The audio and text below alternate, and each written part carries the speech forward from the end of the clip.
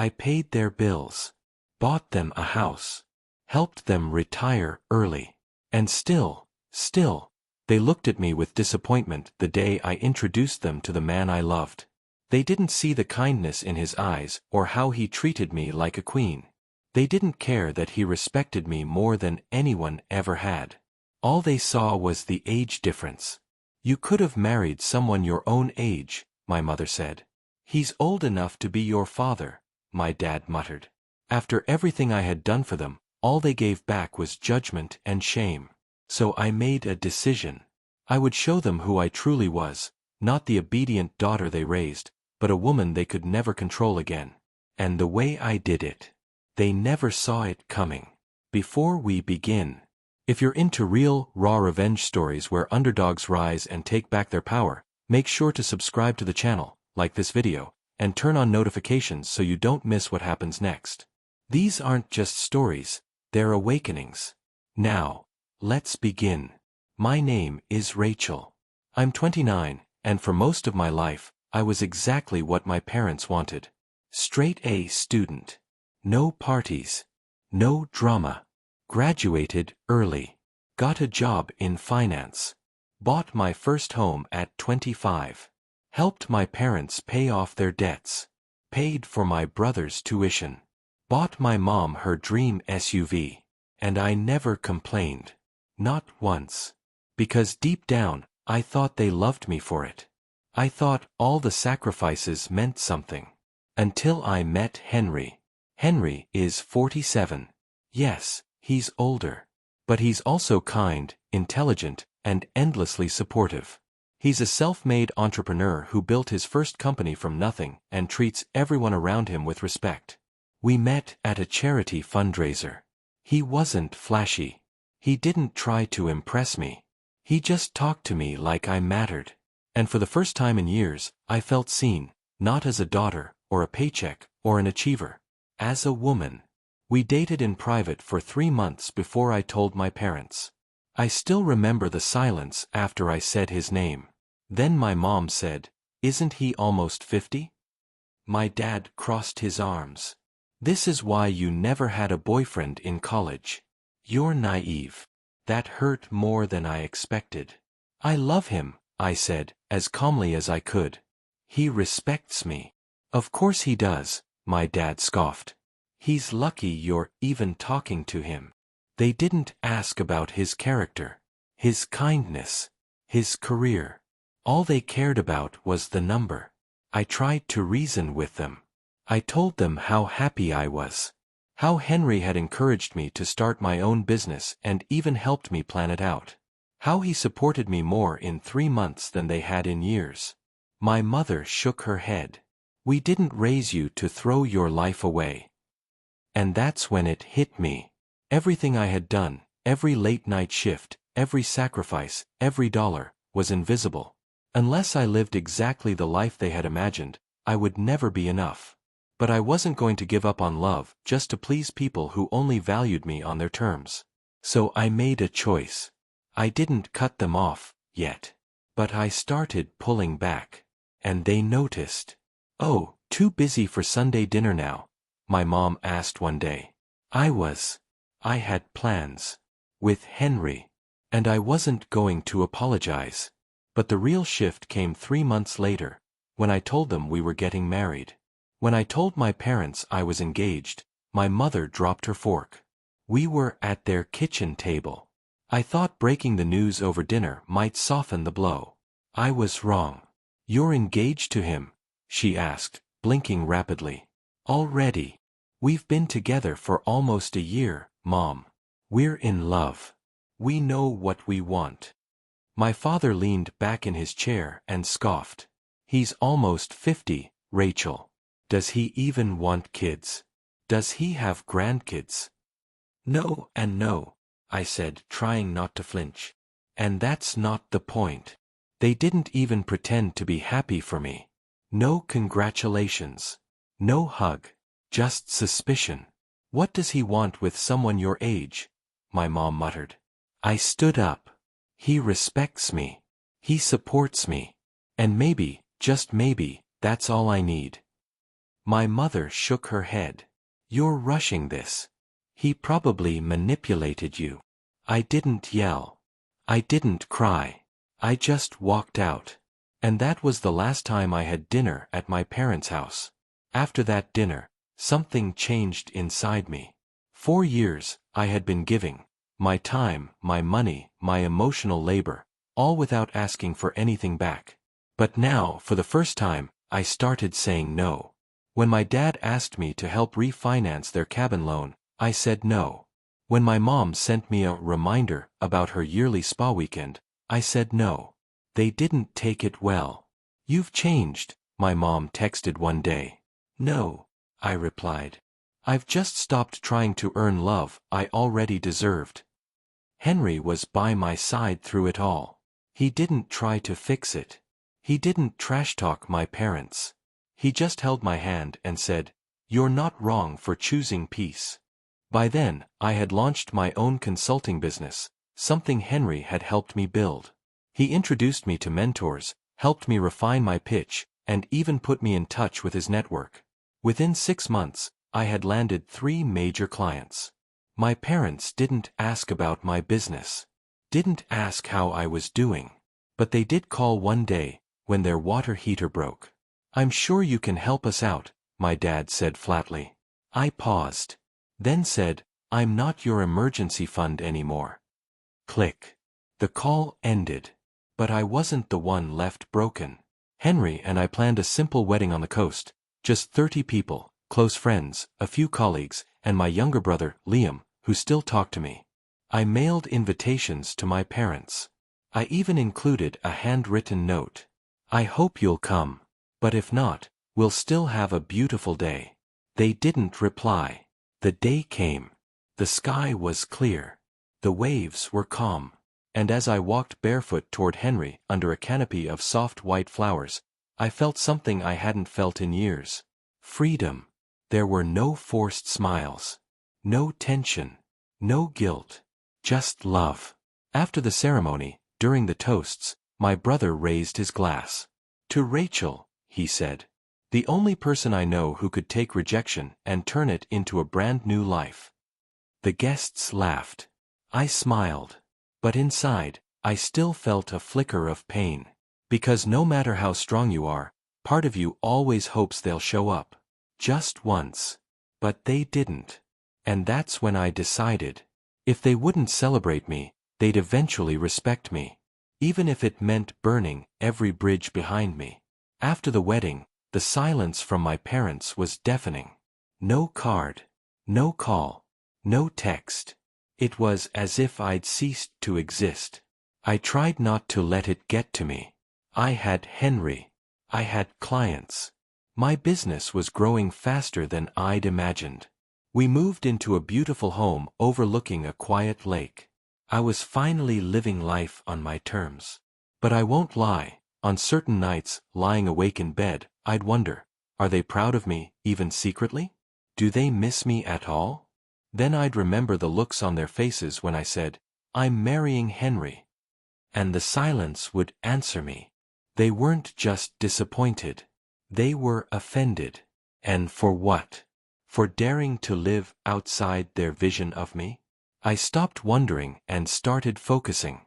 If they didn't want to be a part of my life, I would build one so full, so vibrant, that their absence wouldn't even leave a shadow. One afternoon, as I was preparing a presentation for a new client, my phone rang. It was Liam. He sounded nervous. "Hey, I don't want to get in the middle of anything," he started. "But I think you should know. Mom and Dad are talking about selling the house." I blinked. What? Why? They're in trouble. Financially. Dad made some bad investment moves, and they're upside down on 2 loans. I sat down slowly. How bad is it?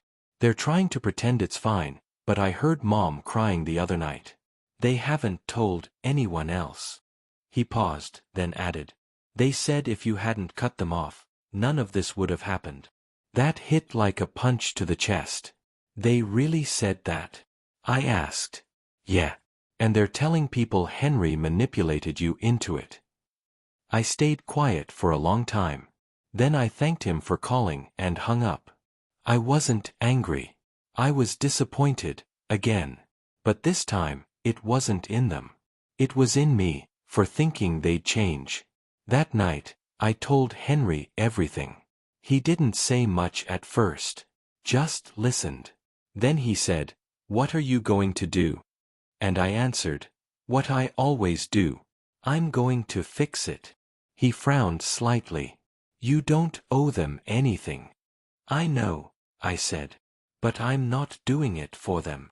I drafted an email to my parents. Not emotional. Not dramatic. Just direct. "I heard you're struggling. I won't let you lose your home. I'm willing to buy out the mortgage and set you up with a modest monthly allowance for 1 year. But there's a condition. You sit down with me and Henry. One dinner. One real conversation. And you treat him with respect." I sent the email and waited. 3 days later, my mother replied. "Fine. Dinner next Friday. 6 p.m. That was all she wrote. No thank you. No apology.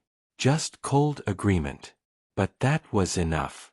Because this dinner wasn't about their gratitude. It was about my control. And they were finally sitting at my table. Henry and I arrived 10 minutes early. My parents' house looked the same. Same rose bushes my mom trimmed every weekend. Same front porch my dad used to repaint every summer. But something about it felt smaller now. Or maybe I had outgrown it. My mother opened the door. Her expression was stiff, unreadable. "Come in," she said. No hug. No smile. My father stood in the living room, arms crossed. He nodded at me, then looked Henry up and down. Dinner was set at the table I used to do homework on. Lasagna. Garlic bread. Red wine. We ate mostly in silence until my mom asked, "So, Henry, what exactly do you do again?" Henry explained his work calmly and respectfully, even when my dad interrupted him twice to question the way he ran his business. I watched it unfold like a test I'd already studied for. They weren't curious. They were looking for reasons to dislike him. But Henry didn't flinch. When dinner ended, I stood up and pulled out the documents. "This is the buyout offer. And this is the 1-year financial support agreement." My mother glanced at it, then blinked. "And what do you want in return?" "Respect," I said. "And for you to stop spreading lies about my husband. About me." My father scoffed. "We never." "You did." I cut him off. "But I'm willing to move forward. If you are." They exchanged a look. Then nodded. They signed. I left the documents on the table and walked out with Henry by my side. And for the first time ever, they followed my rules. Over the next several months, things changed. Not dramatically, but subtly. My parents stopped talking badly about Henry in public. They started replying to messages. And one time, they even sent a birthday card addressed to both of us. No apology. But progress. And to be honest, that was all I needed. My business kept growing.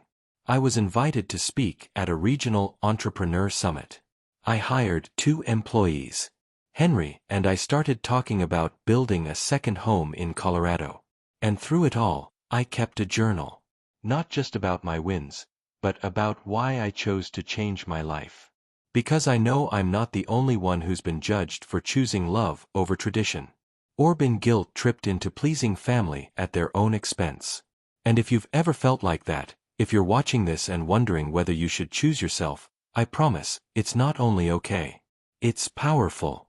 So if this story resonates with you, don't forget to subscribe to the channel. These stories matter, and someone else might need to hear this as much as you do. You're not alone. You're just ahead of your time. It happened on a random Tuesday.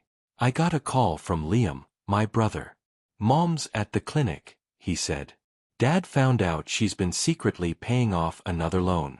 She didn't tell him. Apparently, their financial problems had never really ended. My offer had bought them time, but my mother had taken out a personal loan behind my father's back. To maintain appearances. To stay in control. And when it came out, everything unraveled. They fought. Loud. Publicly. Eventually, she collapsed from exhaustion and stress. At the clinic, I sat beside her bed. She was pale. Hooked to an 4. Eyes closed. When she finally opened them, she whispered, "I thought I could fix everything. I didn't want to owe you." I nodded slowly. "You don't owe me anything. You never did."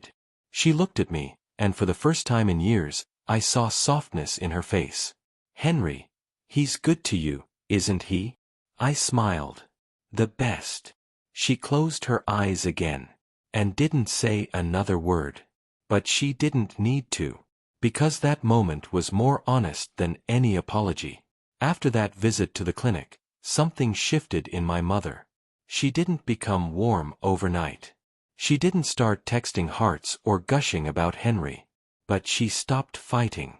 And in our family, that was monumental. A week later, she called and asked, genuinely, how my business was doing. I almost didn't know how to respond. She listened. Didn't interrupt. Even said, "That's impressive," when I mentioned landing a national client. My father remained quiet, but he followed suit. When Henry and I invited them to dinner at our home 2 weeks later, they showed up. They brought dessert. Store-bought, of course, but it was something. At the dinner table, my dad asked Henry about his plans for the future. No sarcasm. No accusations. Just curiosity. It felt like someone had hit a switch and dialed down years of resistance. Henry answered with grace, as he always did. And for the first time, I didn't feel like I had to defend my choices. They were standing on their own. 2 months later, I found a box on my doorstep. Inside were old photo albums, letters, and one envelope marked, "For Rachel." It was my mom's handwriting. I sat on the porch with a blanket and opened it, heart pounding. Inside was a short letter. No dramatic apologies. No poetic justifications. Just her truth. She wrote that when I was born, she imagined a life for me. One with rules. Predictability. Someone safe. But somewhere along the way, she admitted, she confused control with care. She said she judged Henry before she ever looked him in the eye because she didn't want to admit I was strong enough to make my own choices. She ended with this. "You gave everything to us. And now I finally see, you were always giving us more than we deserved. Thank you. I'm proud of you." I held the letter against my chest and cried. Not because I needed her words to validate my life, but because they proved that people can change, even when we stop waiting for them to. That fall, I was invited to speak at a women's entrepreneurship conference in Chicago. The topic was breaking generational expectations and building your own legacy. I told my story, briefly. Then I shifted to the lesson. That no matter how much you give, it will never be enough for people who expect you to live on their terms. That choosing yourself isn't selfish. It's survival. And that sometimes, the greatest revenge isn't loud or explosive, it's building a life so full, so authentic, that the people who once doubted you are left speechless. Afterward, a young woman came up to me in tears. "My dad cut me off when I dropped out of law school," she said. "I started a design studio. It's doing well, but..." I still hear his voice in my head. I took her hands and said, "Let him watch you succeed. Let him be wrong in silence." That moment wasn't just for her. It was for me. Because I realized that all the pain, the judgment, the silence, it had given me a voice I never knew I had. After the conference, my business took off faster than I expected. The video of my speech went semi-viral. Clients started reaching out from different states. I was invited to collaborate with brands I'd once only dreamed of working with. One morning, I was in my home office when my father called. Not my mother. My father. I hesitated before answering. "Hey," he said. "I saw that clip. The one from the event." I didn't say anything. I didn't realize you were doing all that. I didn't understand how far you'd come. Still, I waited. He cleared his throat. I guess. I didn't want to believe you didn't need us anymore. I guess I still thought of you as my little girl. I leaned back in my chair, suddenly tired. Dad, I always needed your love. Never your control. There was a long pause. Then he said, "You've built something amazing. And I'm sorry for not seeing it sooner. It wasn't perfect. It didn't undo years of damage. But it was something. And for a man like my father, those words meant something." Months passed. Henry and I celebrated our 3rd anniversary in Italy, where he surprised me with a vineyard tour and a cooking class in Tuscany. My parents began to appear more often, too. Slowly, cautiously, they invited us over for dinners. Holidays. Birthdays. They started calling Henry by his first name, something they never used to do.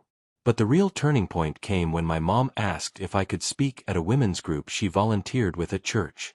About your business. About being bold. She looked nervous, like she might scare me off just by asking. But I smiled. I'd love to. At the event, I saw her watching me from the corner of the room. Eyes glassy. Mouth slightly open. Almost proud. It didn't erase everything. But I no longer needed it to. Because the truth was, I had already created my own legacy. Not from rebellion, not from revenge, but from resilience. And even if they had never come around, I still would have made it. I didn't rise in spite of them. I rose because I finally let go. That winter, Henry and I broke ground on our 3rd property, a small retreat in Colorado we planned to turn into a creative residency for women entrepreneurs. When we hosted the first open house, my parents showed up. They brought cookies. Homemade. Smells like my childhood, I joked. My mom actually laughed. Later that afternoon, I found her standing alone on the back deck, staring out at the mountains. "I'm sorry for making you feel small," she said, still facing the horizon. "I thought I was protecting you. But all I did was make you work harder for our approval." I stepped beside her. "You made me strong. Not always in the right way, but I found strength through the cracks." She nodded slowly. "I guess you did." We stood in silence. And in that stillness, I realized something. Forgiveness doesn't mean forgetting the pain. It means refusing to let it define the rest of your life. And if you've made it this far in this story, I want to thank you. Because stories like this don't just belong to me. They belong to everyone who's ever been underestimated, dismissed, or made to feel like they weren't enough. And if this is your story too, don't forget to subscribe. More are coming. And yours might be next. Thanksgiving came, and for the first time in 5 years, my parents, my brother, Henry, and I sat around the same table. No tension. No awkward silences. Just laughter, shared stories, and passing dishes like old times. After dinner, Liam raised a toast. "To Rachel," he said. "For teaching us what it really means to stand up for yourself, even when it's uncomfortable." Everyone clinked glasses. But my mom stood up next. "I'd like to add something," she said. We all turned to her. "I've said some terrible things in the past. I let fear disguise itself as judgment. I judged Henry because I didn't understand him.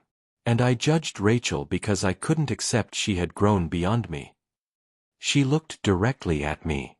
"But I see you now. I see what you've built. I see the love between you and your husband. And I'm proud of you." I was just too slow to say it.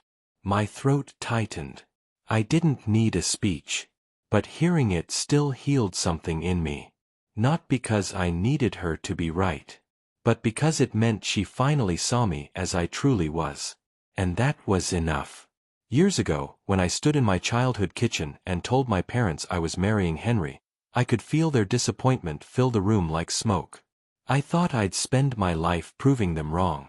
But as time passed, I realized that wasn't the point. This journey wasn't about revenge.